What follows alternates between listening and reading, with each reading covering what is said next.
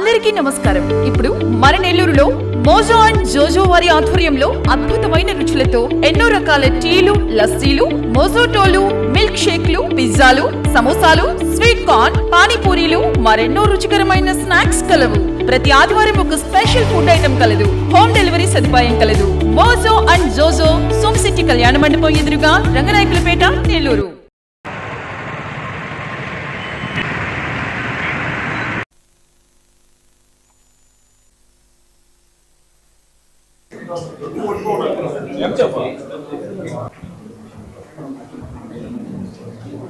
ఒకరికి ఆయాసం వచ్చింది అంటే ఎంత కష్టపడతారో అనేది మనకు తెలుసు. అదే ఒక చిన్న పిల్లకి ఆయాసం వచ్చిందని ఆ పాప ఎంత కష్టపడిందో అనేది మనం అడ్రస్ చేయడానికి ఈరోజు పెట్టాము.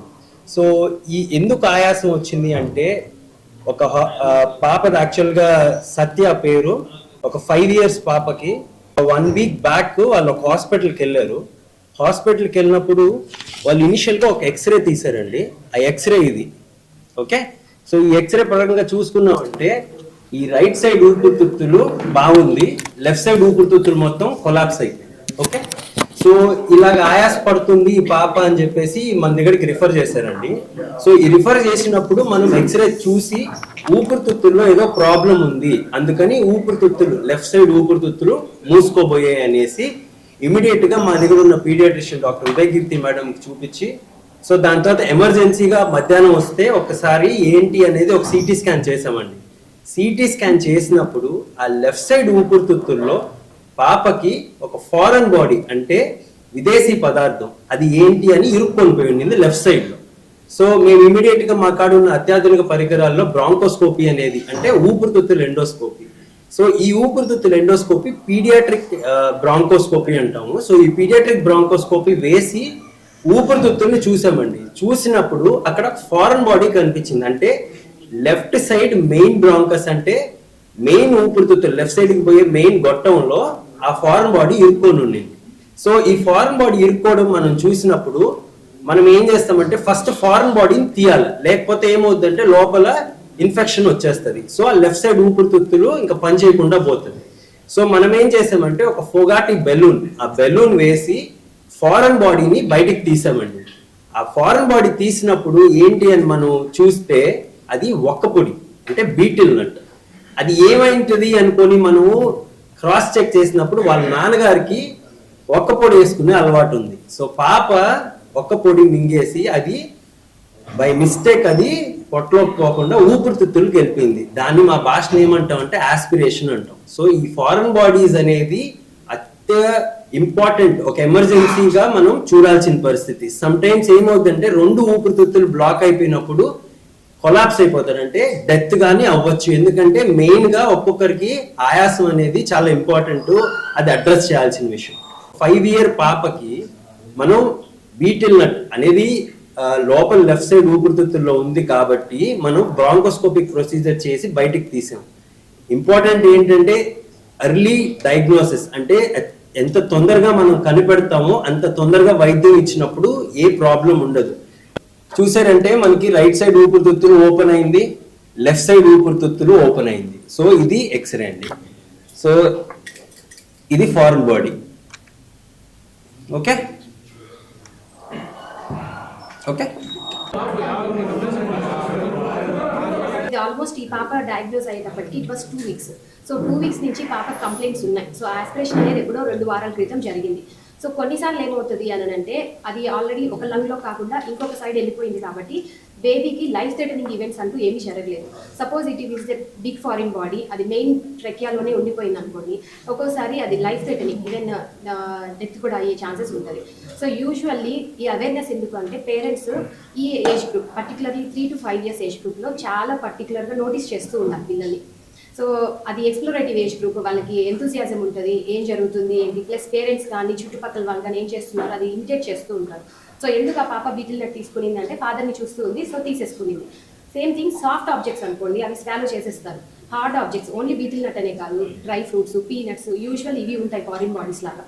సో అవి యాస్పిరేట్ చేసుకుంటారు. అది శ్వాసగొట్టంలోకి వెళ్ళిపోద్ది అనమాట. మనకి పొట్టలోకి వెళ్ళాల్సిన గొట్టంలో కాకుండా శ్వాసగొట్టంలోకి వెళ్ళి ఇలాంటి సిచ్యువేషన్స్ వస్తాయి. సో అలా వచ్చినప్పుడు ఏం జరుగుతుంది అంటే పిల్లలకి సడన్గా చోకింగ్ ఎపిసోడ్ లాగా వస్తుంది, పట్టేసుకుంటారు గొంతు, విపరీతంగా కాఫ్ చేస్తారు. అంటే ఎందుకు చేస్తున్నారు, ఇప్పటి వరకు ఏదో నెమ్ముండి జలుబు ఉండి దగ్గు అలా కాదు, ఉన్నట్టుండి నార్మల్గా ఆడుకుంటున్న పాప బేబీ దగ్గడము. సో ఇలాంటివి ఐడెంటిఫై చేసుకోవాలి, పేరెంట్స్ గమనించుకుంటూ ఉండాలి. ఏదన్నా అబ్నార్మల్గా అనిపించింది అనుకోండి, ఫస్ట్ ఇమీడియట్గా పీడియాట్రిషియన్ కన్సల్ట్ అయ్యి ప్రైమరీ ఇన్వెస్టిగేషన్స్ చేయించుకోవాలి. ఇప్పుడు ఈ బ్రాంకోస్కోపీలో కూడా ఫ్లెక్సిబుల్ బ్రాంకోస్కోపీ, రిజిడ్ బ్రాంకోస్కోపీ ఉంటుంది. సో మనకి ఇక్కడ ఫ్లెక్సిబుల్ ఉంది, రిజిడ్ బ్రాంకోస్కోపీ ఉంది. సో పీడియాట్రిక్ ఏజ్ గ్రూప్లో flexible is much more easy to perform. Short జిఏలో చేసేయచ్చు, 5 to 10 minutes ప్రొసీజర్.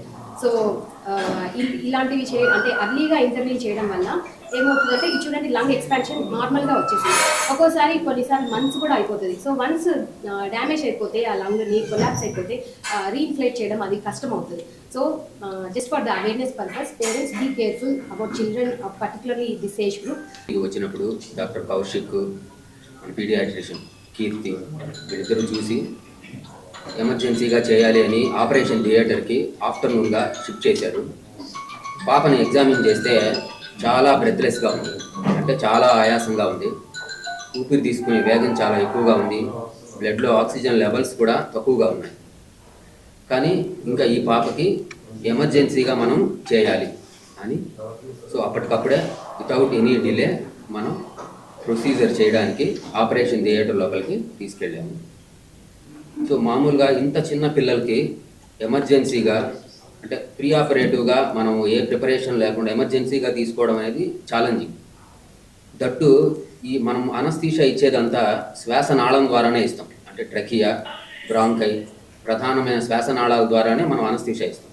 అందులోనే ప్రొసీజర్ చేయాల్సి వస్తుంది, అంటే ఒక 2 hours ప్రొసీజర్ చేయాల్సి రావడం అంటప్పుడు వాళ్ళకి అనస్థీషియా ఇవ్వడం అనేది చాలా ఛాలెంజింగ్. సో కానీ మనము మన హాస్పిటల్లో మనకు ఉండేటటువంటి high class, world class equipment వల్ల anaesthesia work stations, so ventilators, other equipment, bronchoscopes ఇవన్నీ ఉండడం వల్ల సక్సెస్ఫుల్గా ఏ ప్రాబ్లము లేకుండా ఈ పాపకి ప్రధానమైన శ్వాసనాళంలో ఉండే ఫారిన్ బాడీ, అంటే ఆర్గానిక్ ఫారిన్ బాడీ అంటే foreign body which is related to food, so దాన్ని మనం సక్సెస్ఫుల్గా రిమూవ్ చేయగలిగాము. ఆపరేషన్ అయిన తర్వాత కూడా ఈ పాపని ఒక 12 to 54 hours ఐసీయూలోనే పెట్టుకున్నాము. ఐసీయూలో కూడా బాగా కేర్ ఇచ్చి సక్సెస్ఫుల్గా ఆ పాపకి డిశ్చార్జ్ చేయగలిగాము. వీళ్ళ యొక్క ఫైనాన్షియల్ స్టేటస్ని కూడా దృష్టిలో పెట్టుకొని వీళ్ళకి ఛార్జెస్ అన్నీ కూడా తక్కువలో మనం చేసాము. ఇలాంటివి చేయాలి అంటే యూజువల్గా పెద్ద సిటీస్కి వెళ్ళాలి, చాలా కాస్ట్తో కూడుకున్నది. కానీ మనం ఇక్కడ వాళ్ళ ఫైనాన్షియల్ స్టేటస్ని దృష్టిలో పెట్టుకొని మనం చాలా తక్కువగా వాళ్ళకి అఫోర్డబుల్ ప్రైస్లోనే మనం సక్సెస్ఫుల్గా చేసాము. పాపకి ఒక 10 రోజుల నుంచి బాగాలేదు, కానీ మేమైతే మామూలు కడుపులో నొప్పి అనుకున్నాము. అలా అని ముందు అక్కడ కావాలో చూపించాము, కానీ ఇక్కడ కుదరదు అన్నారు. మళ్ళీ నెల్లూరుకి వచ్చాము, ఒక 4 హాస్పిటల్ తిరిగాము, కానీ పాప మాత్రం బతుకుదు. అమ్మాయికి నెమ్ము ఎక్కువ అయిపోయింది, అంటే ఒక సైడు ఊపిరితిత్తు లేదు అని చెప్పారు. మేమైతే చాలా ఇది పడ్డాము. తర్వాత ఒక డాక్టర్ దగ్గరికి వెళ్ళిన తర్వాత ఇలా నాకు తెలిసిన హాస్పిటల్ ఉంది, మెడికల్ హాస్పిటల్ ఉంది, అక్కడ కౌశిక్ రెడ్డి సార్ అని ఒక అతను ఉన్నాడు, నాకు తెలుసు, అతని దగ్గరికి వెళ్ళండి అన్నారు. సరేనని చెప్పి ఇక్కడికి వచ్చాము. ఇట్లా కౌశిక్ రెడ్డి సార్ని కలిసాము. ఇట్లా సార్ పాప ఇలా ఉందని సారు టెస్ట్లు అవి అన్నీ చేశారు. చేసిన తర్వాత పాప ఏదో మింగేసిందని వాళ్ళు చెప్పారు. ఇట్లా సర్జరీ చేయాలమ్మా అని చెప్పారు. సరే సార్ మీ ఇష్టం చేయండి, పాపకి ఏమి కాదు అంటే చేయండి అని అన్నాం మేము. సరే అని చెప్పి సర్జరీ చేసిన తర్వాత ఒక్క పొడి అనేది 4 పొలుకులు ఉన్నాయి అమ్మాయి కడుపులో, అదే ఊపిరితిత్తులో. అవి తీసి చూపించారు. తీసిన తర్వాత పాప ఏమో చాలా అంటే అంతకుముందు బాగా లేదనమాట. కళ్ళు మూసేయడం, అంటే ఆయాసం ఎక్కువ అవ్వడం. అసలు మేమైతే బతికిద్ది అనుకోలేదు. ఇలా మా పాప బతుకుంది అంటే కౌశిక్ రెడ్డి సార్ గారు మాత్రమే కారణం. ఇలా మా పాప ఇలా ఉందంటే జరిగి కూడా ఒక వారం అయింది అంతే, వారం కూడా కాలేదు. ఇలా మళ్ళీ 5 రోజులకి చెకప్కి రావాలంటే ఈరోజు వచ్చాము. ఈరోజు పాప ఇలా హుషారుగా ఇంత ఆడుకుంటుందంటే ఇది కౌశిక్ రెడ్డి సార్ వాళ్ళ అలా అయ్యింది. అంతేగాని మా పాప అయితే బతికిద్దని మాత్రం అనుకోలేదు. ఇక్కడికి వచ్చిన తర్వాతే మాకు నమ్మకం వచ్చింది. ఇక్కడికి వచ్చిన తర్వాత అంటే పాప ఇలా చూసిన తర్వాత బాగుంది అన్నారు సార్ వాళ్ళు. అసలు ఒక సైడ్ అయితే మా అమ్మాయికి నిమ్మనే అనుకున్నాం మేము కూడా, వాళ్ళందరూ అలా చెప్పేసరికి మాకు తెలియదు అలా మింగిందని. సార్ చెప్పిన దాకా మాకు అసలు అలాంటివన్నీ ఏం తెలియదు. సార్ చెప్పిన తర్వాత అర్థం తీసుకున్నాం ఇలా మింగిందని. అసలు పాప అయితే కళ్ళు కూడా తెరవలేదు, కళ్ళు మూసేసి ఆయాసంగా అంటే పైకి కిందకి హార్ట్ ఎలా కొట్టుకుంటుంది అలా కొట్టుకుంటూ ఉండింది. సార్ వాళ్ళు ఇంక ఇక్కడికి రాగానే ట్రీట్మెంట్ మొదలు పెట్టారు. ఉదయం సర్జరీ జరిగింది, సాయంత్రం కల్లా మా పాప బాగుంది, ఇంటికి తీసుకెళ్ళమన్నారు. ఇంటికి తీసుకెళ్ళిన తర్వాత ఎలాంటి ప్రాబ్లం లేదు, చాలా బాగుంది. మళ్ళీ ఈరోజు తీసుకొని వచ్చాము, చెకప్ రమ్మన్నారు. ఈరోజు తీసుకొని వచ్చాం కౌశిక్ రెడ్డి సార్. కానీ ఇలా మా పాప బతుకుంది అంటే ఆ సార్ వల్లే కారణం. దయచేసి ఎవరైనా కానీ ఇలా మా పాపలాగా ఇలా కానీ ఉంటే తొందరగా హాస్పిటల్ తీసుకురండి.